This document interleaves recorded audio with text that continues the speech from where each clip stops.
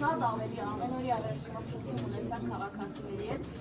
Առաջիկա 5 տարիներին այն անելիքների առաջին նիշերը, որ գուցե նախկինում չէին դիտարկում եւ այն հիմա առանձնացրել եք, որոնք ձեր պետք է անելիքի շարքում են։ Առաջնային մեր անելիքը ոչ թե չենք դիտարկում, դա եղել է եւ շարունակում է մնալ մեր քաղաքացիների պահանջը, քրեա օլիգարխիկ համակարգը վերջնականապես պետք է արմատախիլ արվի Հայաստանի Հանրապետությունից։ Ազատություն։ Ուրեմն վարչապետ, քանի որ ասացիք, որ արդեն տվյալները ստացել եք եւ ունեք արդեն ձեր տվյալները ձեր վստահված անձանցից, տոկոսայինով կամ ինչ-որ թվով կարող եք ինչ-որ թիվ հիմա նշել, այսինքն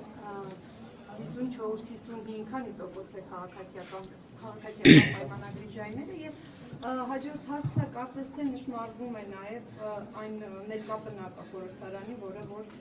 կձևավորվի եւ դրանք այն ուժերն են, որոնք դուք ամենախիստն եք քննադատել քարոզարշավի ընթացքում, համագործակցության որևէ եզր այդ ուժերի հետ դուք տեսնում եք խորհրդարանում, ինչ հարցերի շուրջ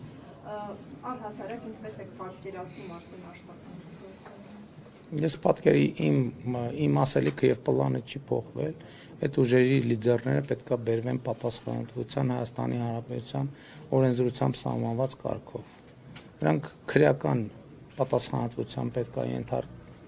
ենթարկվեն ձեզ հայտնի գործերով եւ քրեա օլիգարխիայի ունեզրկումը պետք է շատ մեծ տեմպերով եւ արագ տեղի ունենա ապօրինի գույքի բռնագանձման մեխանիզմով, քրեական գործերով, պետական շահերի պաշտպանության համակարգով, համայնքային շահերի պաշտպանության համակարգով եւ ի վերջո այս քաղաքական ուժերը իրենք քաղաքական ուժեր չեն, իրենք քրեա օլիգարխիկ համակարգի ներկայացուցիչներ են եւ պիտի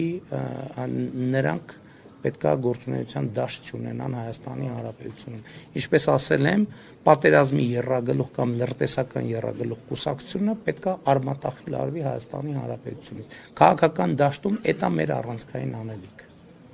Հաջորդ հարցը Սիվիկ։ Տոկոսի մասին հստակ է մենք ձևավորում ենք կառավարություն, քանի մանդատով այդ արդեն կերևա ընթաց։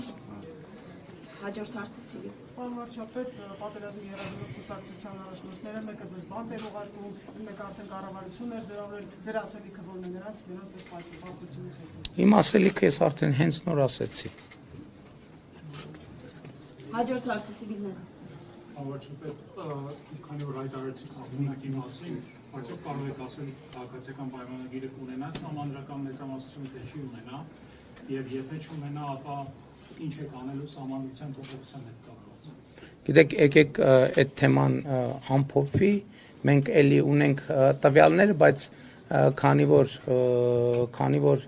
փոշիացման մեթոդաբանությունների հետ կապված հարցեր կան, այդ հարցին կանդրադառնանք դրանից հետո։ Հայկական ժամանակ